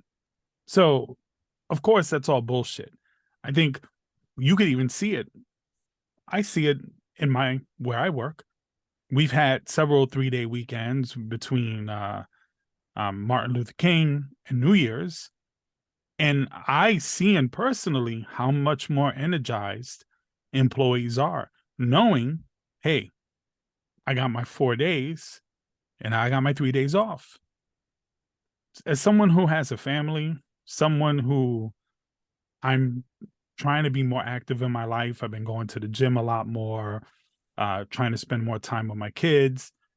That's important. That gives me a lot more motivation and a lot more energy to do the things that I'm supposed to not only do at work, but outside of work. It makes me more mentally healthy, physically healthy. Why wouldn't we do that? And it's also better for the environment, which of course, God forbid, right? We're saving a little bit of money on gas, and saving a little money on Xbox, and the world might end. But The thought of reducing our carbon footprint is just too much to be tolerated for some. yeah, Makes no sense. But I think the answer to your question is that since the results of this experiment, 100 more companies have now are now considering or have already implemented this policy. So I do think it'll be a growing thing. Maybe not in our lifetime will we see the results of it, but I do think eventually we'll get there. There are countries that do this already. yeah, So it's not even, and there are companies that do it as well in the States. Like not many, but I've worked in places where they have 4 shifts. So your week rotates, right? So one week you're working Monday, Tuesday, Wednesday, Thursday, then you're off Friday, Saturday, Sunday, Monday. Then the next week it's Tuesday, Wednesday, Thursday, Friday. Usually you see that like in fire departments and stuff, but it does exist. Yeah. And that's a different thing. That's for 10-hour shifts. But to, you know, to keep the 40 hours. But in this particular instance, you're talking about pay stays the same. They work 4 days at 8 hours, off 3 days Right. a week. Why not? Who invented this 7-day a week shit? I like to know, so that way I can go in the past and kill him or her before they came up with it, because it makes no sense. Like, who came up with the 5-day work week I think it was as a standard? I'm trying to think, man. I think it was George Carlin who had a bit about this. The 7-day week, or the 2-day weekend, and you know, obviously it benefits corporations, and that's it. Doesn't benefit families, doesn't It might not benefit, even benefit them either. well, according to these studies, yeah. But you know, the basic mindset is the more work I get out of them, the more production I get. But seems that may not any longer be the case. People are just getting burned out. Yeah, I mean, we brag about how much production increases in the United States, and you know, that's something that I've heard people who work 5 days a week and they have a side hustle and another side Yeah. hustle, and that's something to brag about. And hey, you know, I don't shit on anyone who's making money and doing what they need to do, and it's always good. I mean, you could argue that what you and I are trying to accomplish here is another side hustle, right? Like, you Right. know, with the podcast and everything, but it's a different thing when you're working for yourself as opposed to working for a corporation. Agreed. It's a much different thing. And as someone who's been a corporate slave most of my life, I can tell you that it would be really great to be able to see that change happen, especially considering, like, let's say like companies like a Walmart, right? So they're operating, some of them, you know, 24/7, right? Right. So a company like that, it wouldn't really affect them, because if you have a 4-day on, 3-day off, well, then people they can just switch it, right? So some people working, you know, a set schedule, doesn't have to Some be will be Monday, off Monday, Tuesday, Thursday. Wednesday. Some will be off Wednesday, Right. Thursday, So Friday. Yeah. in the grand scheme of things, it probably wouldn't affect them. And they're doing that for the most part anyway, because they have like part-time employees and stuff. So companies like that, the McDonald's, the whatever, they probably wouldn't see too much of a shift as far as the way they do business. Right. Now, your 9 to 5, you know, office jobs or whatever, call centers, it's the same gig with them too. Most of them have interchangeable schedules. So I don't think on a corporate end, not every every job would be affected negatively, or even have to do too many things to implement. Yeah, I think this would more impact the salaried world, the salary employees. Because God forbid. So my daughter, she's an employee. She's a salary employee. So am I. But I didn't realize this, but she told me part of her where she works, when she had to sign a contract stating that she works minimum 50 hours a week. There's no reason to, other than the fact, really, for optics, that they just want her to work, you know, because she's on salary. Yeah, You know, to if justify that's that salary. right, if that's not a shitty thing, because essentially what you're telling them is, we're paying you salary, but we're stretching out your pay. So you're not really getting paid more than probably your employees or the other employees underneath you. You're about the same, but we're just going to stretch it out of you by the amount of time that you have to spend here. Yeah, and it's particularly in her industry, it's definitely used as a tool to take advantage of people. Yeah, and we were just talking about this before this podcast, and yeah. I can't help but to think about my daughter. I love her so much, and I hate the fact that, you know, she's living in a world where this is the norm. You know, you have your kids, and you don't want your kids to go through the shitty things that you had to go through. But Yeah. you know, it is a reality of this world, and it sucks. But hopefully, this is something that we'll see more and more of. That seems pretty rapid to me. After the study, 100 more companies or whatever, maybe there is a change coming. I mean, yeah. I mean, when production increases, revenue increases. You can't argue with that. And then your I would employees are healthier and happier. I would even argue that it would work better for schools as well. Yeah. I I think we were talking about this one time. There's a documentary. Yeah, Where to Invade Next. I have recommended it where they were talking about, yeah, Where they don't schools. spend they don't spend half the amount of time in school that we do. And but the kids that they turn out um a lot more informed. I think it was in Japan, maybe, like, they spend part of the day actually cooking their own lunch. Yeah, it's real learning tools in Right. different You places of learn the how world. to, yeah. Yeah, you learn how to be self-sufficient. But over here, what we're teaching in schools is how to be a better farm animal. Because that's what it is. You just have to be a better worker for whatever company. That's really all they're teaching. It's just, hey. Yeah. I think when in the education in this country, um, I think the mindset of this country is just this is what worked, and so this is what we do. But it's the same, like, with the same mindset of those who stick to the tout the Second Amendment. There was a time where the Second Amendment made sense, but it no longer makes sense because you cannot fight the government anymore. Right. So That would be literally a joke. it's just not possible. So the purpose of that amendment is null and void.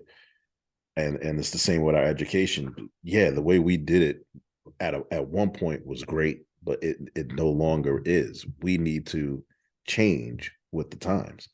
We're teaching stuff still that is pointless in life. I just got to say this because we've talked so much about education on this episode. Shout out to the good teachers out there, man. They some of them work so hard, and when we Very talk little. about education, right? But they're getting screwed. What how shitty their pay is. Our insane lack of protection as far as like school shootings and guns and stuff like that. Removing courses that a lot of them are passionate to teach about. It's just it's a real rough way to go for a lot of teachers. So shout out to them. I wouldn't want to do their job. It's a thankless job, but shit. You know, it's sad because that is the future of our country, right? It should be. That's where the investment goes into, is to the students, to the teachers, to build. And you see other countries doing it. Yeah. They're actually learning real life things and understanding. And it's already showing. Like, where's the United States as far as I'm sure we rank pretty low among free countries as far as like education is concerned. Nowhere where we used to be. Now nowhere near the top anymore. Yeah. But of course, we're still number one for innovation somehow, according to the Patriots. I was gonna say, where'd you get that stat from? You hear that shit when you watch. You're gonna hear this shit in the next election. America's number one in innovation, and like Yeah. they make up this shit just to praise us. Mm. If there was ever a country that masturbated, it would be ours. Like Florida is the dick, right? And then like, Oh wow. yeah, I had You to. couldn't help yourself. I couldn't help myself. Yeah, and you know what the keys are, right? The keys? Yeah, the Florida Oh, Keys. the keys. That's that Oh, nut. come. I tried to catch it. All right, yeah, you try to catch it. Try to catch that nut. Oh my god. Anyway, I hope you edit this. I couldn't keep this episode serious the whole way through. Sorry. Daym, So I just hold on before you move on. I just want to say, Florida is the U.S. the United States dick. It's its big fucking dick. And it smells. And it's got no balls. No balls. Okay. That's all I had to say.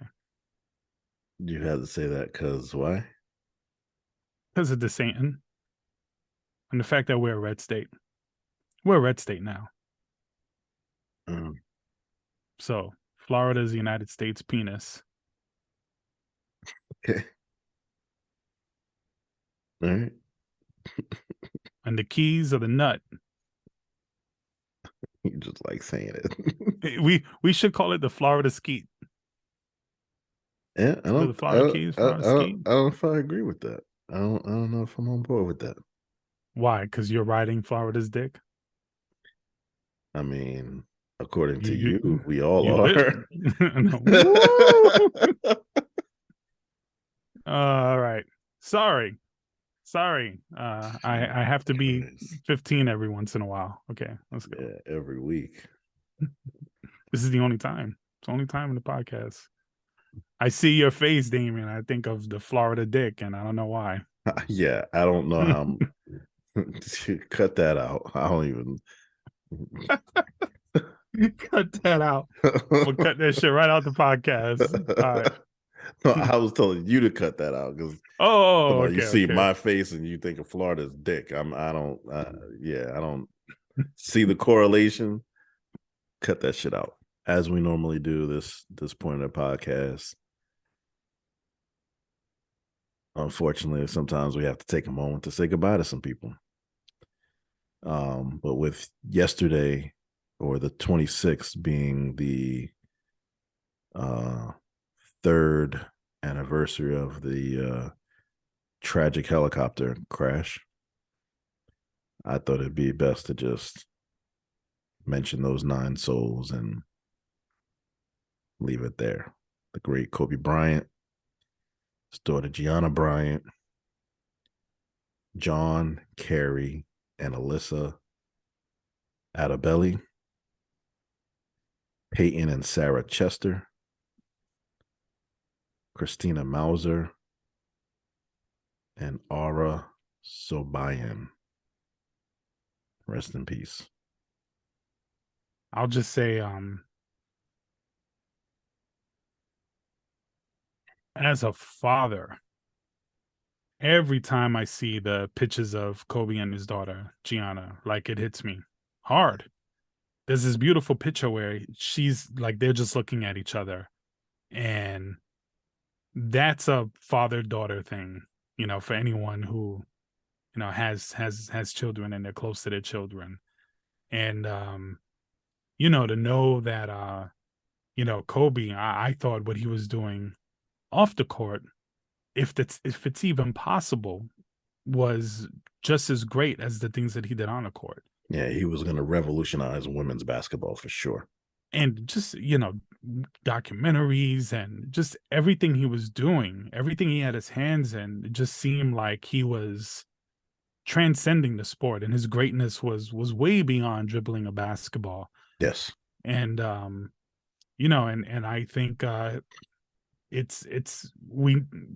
he retired in basketball, but we never got to see his true greatness.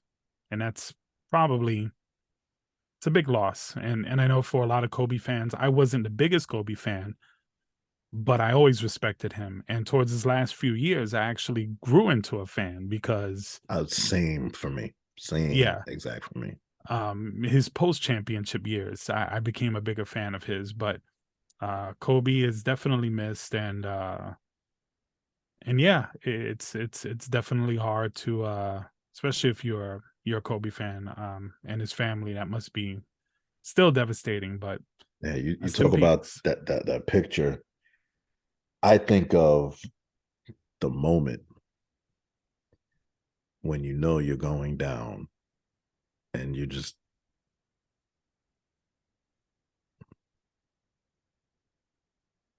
with your daughter, and I can't imagine what your thoughts would be, what your actions are. I mean, I would imagine, his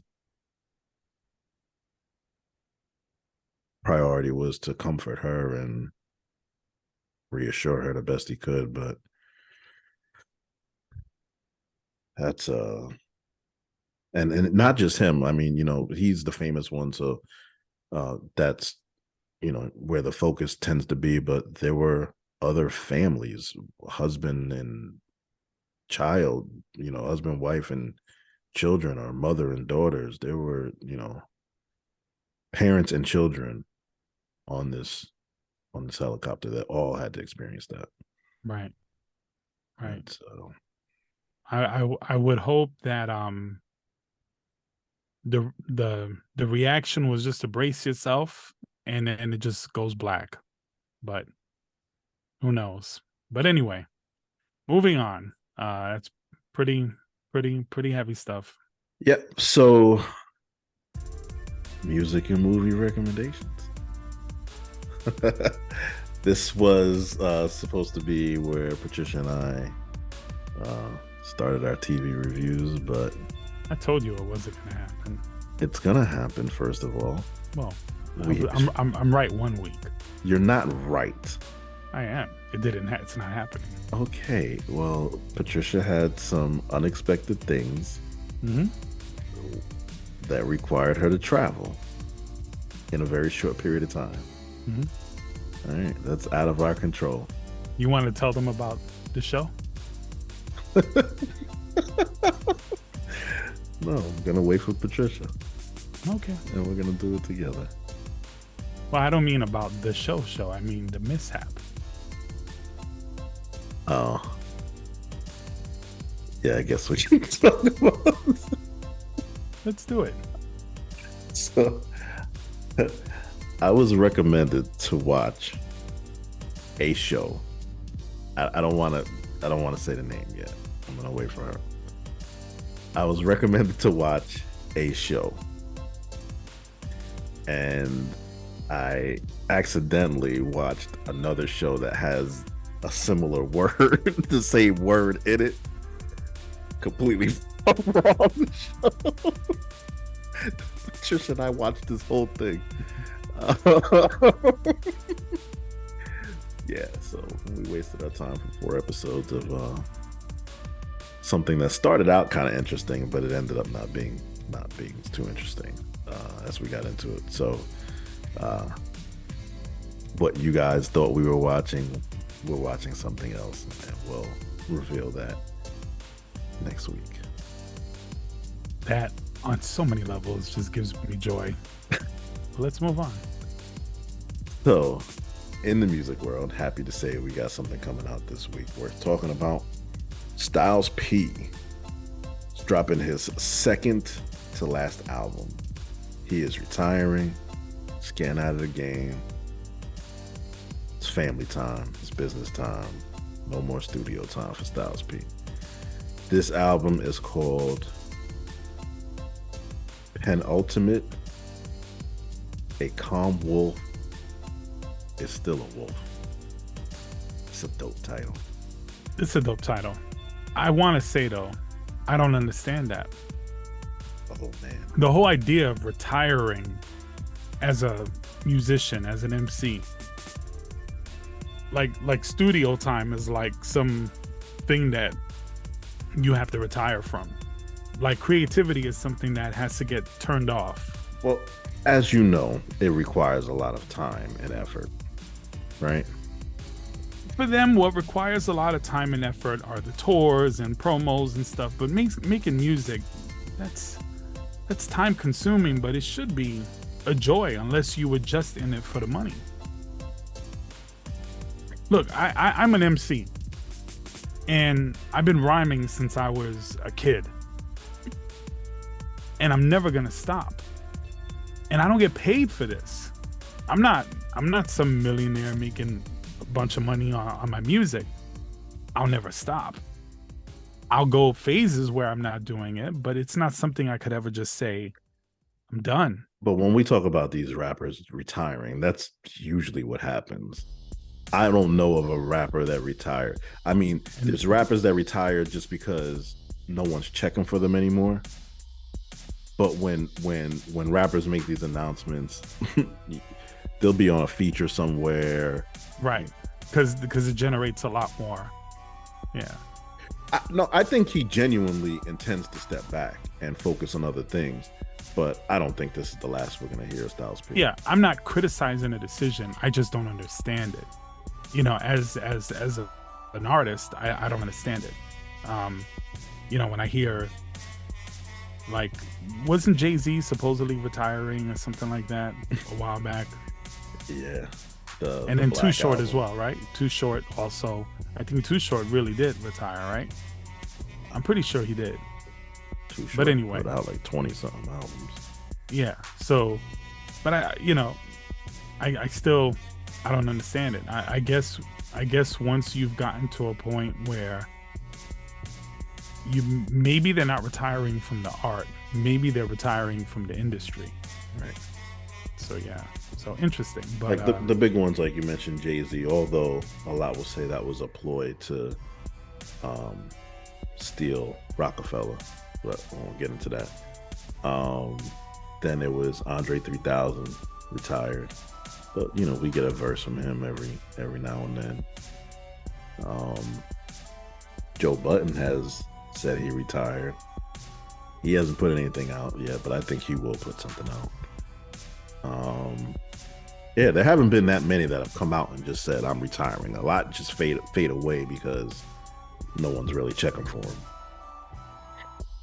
It's so funny that this is coming up in this conversation because we cannot move forward without talking about Run-DMC. Run-DMC will be doing their last performance ever in Madison Square Garden, I believe. And it's happening pretty soon. I think I just saw something about that. I didn't really read all the way into it, but I think I saw that. Yeah. So, look, if I had the money, I'd be there. I definitely would see that last show. I'm a huge Run-DMC fan. I think DMC says something to the effect of, paraphrasing here, but the next time you'll see Run-DMC get back together is when the Beatles get back together. I feel like Run-DMC, they're almost somewhat forgotten, but you think so? Yeah, like I feel like right around the time when they did like Run's House, their popularity started. Yeah, their popularity started going down a little bit from there, and I think as the years gone on, Run, you know, did different things. DMC, his like voice changed, and you know, there was just they did separate albums or separate music and stuff, and would come together. Then JMJ dying, and all of that stuff. And I just feel like just that legendary status. When people talk about the greatest hip hop groups of all time, immediately it's Wu-Tang Clan, which I would agree it's Wu-Tang Clan. But then you get into Outkast and Mobb Deep and Run-DMC is seldom mentioned in like that top 5. Yeah, but that's true for, I would say, most to all pioneers. Yeah, just making a commentary on it is all I'm saying. So they are legends, and yeah, so this retirement thing sucks because I feel so freaking old. I feel old as hell when I hear shit like this. I mean, the reality is, you know, both of us are almost as old as hip hop. Yeah, almost. Not quite, but you're a little closer than I am. Yeah, keep telling yourself that, bro. It's evident. Don't let the grays fool you, bro. Oh, by the way, we're talking about beards, right? And you can't really grow, you know, a beard, right? Right. Did you know that people who can grow beards, men in particular, who could grow beards, they found that back in the day, men who grew beards, it was more for protection from, fighting and being hit. And I think they did some study where if you got hit, you're 40% more likely to not break your jaw or whatever if you had like a beard. You know what I'm saying? You were safer. But the studies show that people who have beards today come from a lineage of warriors. Too bad you're not in that club, Daym. All right. You think that shit if you want to. You can think whatever you want, but I'm just saying. I got some studies to back mine. I would say don't say nothing. Just... According to my DNA, yeah, I would say you're probably more Neanderthal. That's what you would say according to your DNA? Yeah. Okay. Because my DNA is very little Neanderthal. What the fuck does that mean? Because Neanderthals were very hairy. So I would think you probably have more Neanderthal. So what are you more, seal than mammal? I'm a mammal, bro. I'm a lion. What the fuck? Okay. Leo, lion, warrior, man. Are you a Leo? Oh yes, I am. So much sense. It makes so much sense. You don't even know what like eye-opening moment I just had. That makes a lot of sense. Anyway, I got some recommendations. We sidetracked out of the recommendations. That almost never happens. Usually by this time we're laser focused because we've sidetracked on everything else. Right. So the first film on my list is a film called Sam Sarah. It's a documentary. It took them 5 years to make the film, and it's kind of hard for me to explain what it is, but it kind of blends in perfectly to some of the conversations that we had today. So the concept is it's not a narrative driven documentary at all. As far as speaking, there's nobody talking, there's no narrator, there's no people sitting on a chair in front of a camera. It's none of that. And it's not a nature documentary either, even though they show places from all around the world. So what they're doing is the film is in top quality as far as picture is concerned, and they go to different places in the world and they just show disaster zones. They show natives from all over the world, in their land, industrial complexes. They show natural wonders throughout the world. They show prisons. They even show cities, and they showing all these different incredible images, right? One moment you'll see people working in a factory. The next moment you'll see people, in Cambodia, or somebody dressed up in like a native garment and dancing, or you'll see a Mexican guy just holding a baby, and all these different images. You'll see a desert at night, then they'll do like a time lapse, and it's basically showing what the world is. It really just taps into so many things, and the real message behind the film, I think it's showing contrast between the industrial complex and nature and humanity, and how we're all not really coexisting in this world. It's also talking about pollution and just a myriad of different things that it's a really incredible film. It's called Sam Sarah. I don't know if it's on any streaming service, but if you can get a chance to maybe order it on Amazon or find a streaming service that's playing it, check it out. No narrative, no talking, just incredible imagery, things you'll never really see. It kind of sounds familiar. It's amazing. When did this come out? This came out, I believe, at least like 10 years ago. Sam Sarah came out in 2011. So check that out. Definitely worth a watch. And then the second recommendation I have is a documentary. I believe it's currently playing on HBO. It's called Tapia, however you want to say it. So Tapia, it's about a 5-time boxing champion, Johnny Mi Vida Loca Tapia, and also known as Babyface Assassin. It's a powerful story. He's one of my favorite boxers, growing up. Wild guy to watch fight, crazy life. I saw that. I didn't realize it was about him. You saw just the title. The title. Okay, yeah. So, he was a real tortured soul, and he struggled with drug addiction, and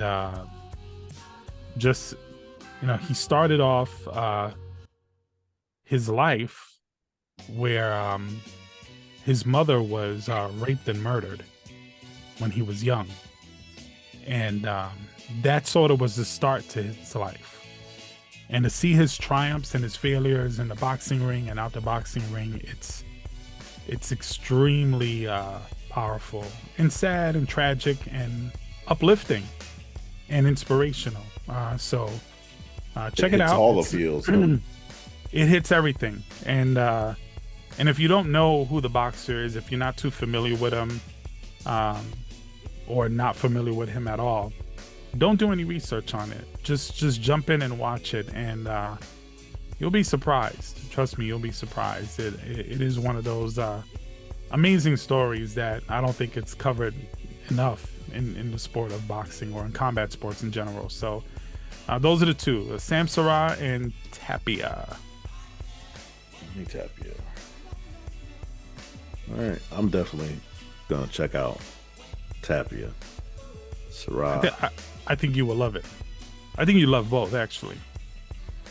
I'm gonna try. I think it sounds familiar. I think I've seen it. Samsara? Yeah, I believe I've seen it. And they're both great documentaries. Highly reviewed. That's good. Good to know. Yeah. So it's very good to know. Daym. Like how it's about that time, Bo. It is that we got time. our quote. We got our quote of the Daym. You know we do. What's the deal with that? Well, I don't know who needs to hear this, but when I is replaced with we, even the illness becomes wellness.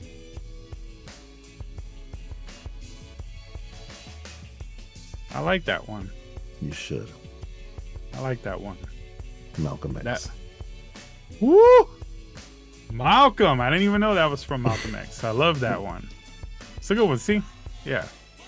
He's one of the most quotables, but very good quote, Daym. I dug for that one, man. I said Julian's gonna like this one. It's real good, man. It's real.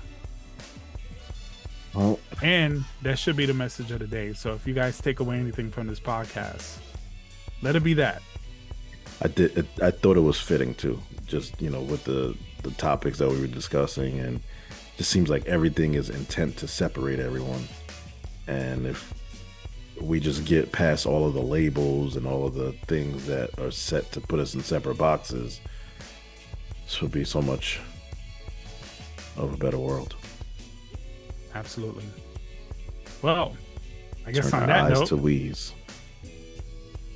On that note, ladies and gentlemen, don't forget to like, share, subscribe, hit that bell icon. Let me say this. For those of you who tune in, and if you've made it this far, share this podcast. If you're subscribed, please share. Share with your friends, family. It really helps us a lot, especially when we first drop the episode. Helps the algorithm a lot.